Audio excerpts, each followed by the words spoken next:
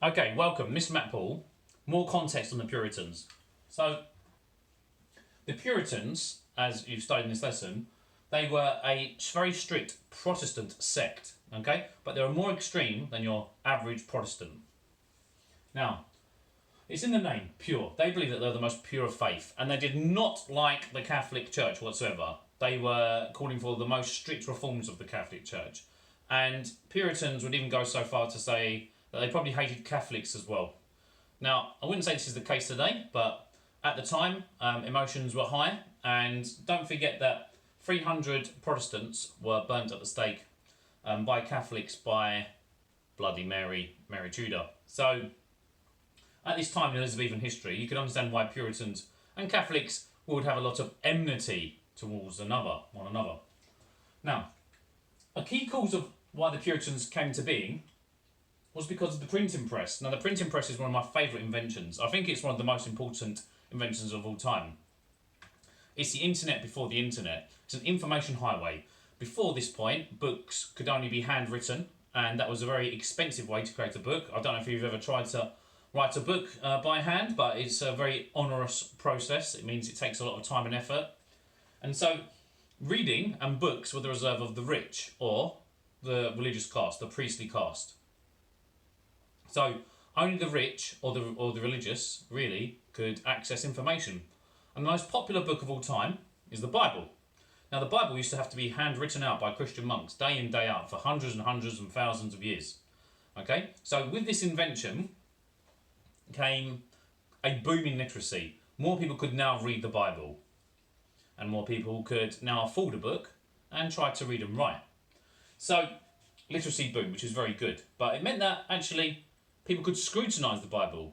And you see, when people read the Bible, like monks like Martin Luther and John Calvin, they thought, well, this Bible doesn't really match up to what the Catholic Church is saying. Because in the Bible, there's a very specific line. It says, "Thou shalt bear no graven images." It's actually one of the 10 Commandments. And yet, if you go into a Catholic church, it's full of decoration and statues of Jesus. And you can understand why the Catholic Church did this, because most people couldn't read and write. And they'd want to know what their God looked like. So imagine if they go into a church, well, what does my God look like? Oh, he's that man with a beard. Oh, well, how did he come into being? Oh, there's a statue of him as a baby, and he's been held by a virgin. Oh, he's born of a virgin. Okay, I can get that. So you can understand why the Catholic Church made their church the way they did. It was so that illiterate people could comprehend their religion. However, with the printing press and more people reading the Bible, you've now got a disagreement about religion and how it should be. Now, the theological causes were the monks. So you have Martin Luther, not Martin Luther King, and you should know who he is because I've mentioned him in many, many other lessons, and John Calvin. Now, Martin Luther in particular put his 95 complaints and he nailed them to a church door, okay, which was a big move, a very bold move at the time as well. So, in these 95 complaints, one of the most important ones is the fact that he didn't like the fact that the Catholic Church was essentially corrupt because rich people could pay monks off for their sins. So imagine if you're an alcoholic or you'd beaten someone up or cheated someone out of money.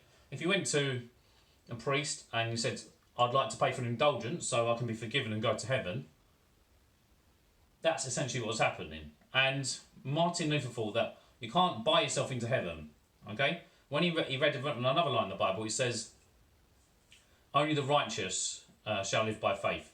So he thought it's only faith in Jesus Christ that gets you into heaven. You can't buy God with gold. Okay, that's a very famous line which the Puritans would say. Now, the Puritans had some very interesting social values. Okay, they didn't like Christmas because you have to erect a tree in your house at Christmas, and that was a pagan belief. Okay, so they didn't like that, so Christmas was a no-no. They didn't like gambling. They thought it was ungodly. And they didn't like acting either. So that was a no-no. So they're kind of known for not being much fun. They're also very conservative in the way they dressed. They'd wear black or dark clothing, and women would wear like head bonnets, very similar to like Muslim headscarves that you see today, to preserve their kind of chastity, and they're dressed very conservatively. So these Puritans, they were very well read, they had a deep theology, and they had strict social values, strict moral values, which basically made them not the most fun kind of people.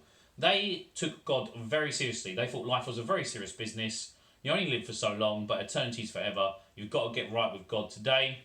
And that's how they viewed life. They were very, very strict people. And because of that, you can see why they came to loggerheads with Catholics and more moderate Protestants, okay, who are basically the Church of England.